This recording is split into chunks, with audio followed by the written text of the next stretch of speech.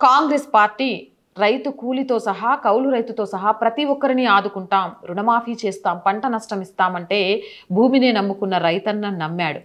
ఇప్పుడు తెలంగాణ రైతుల మరణ మృదంగం తెలంగాణలో మోగుతూనే ఉన్నా ఆదుకునే దిక్కు లేక, మాట ఇచ్చిన కాంగ్రెస్ పార్టీని అడిగే ధైర్యం లేక మౌనంగా ఉండిపోతున్నారు రైతులు.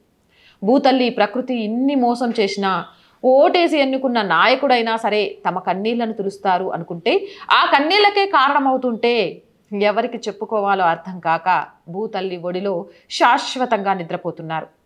అన్నదాతలు వరుస ఆత్మహత్యలు కలకలం రేపుతున్నాయి. ఆదిలాబాద్ జిల్లాలో మనందరికీ తెలుసు, 3 రోజుల క్రితం 2 రైతులు బనవన్మరణం చేసుకున్నారు.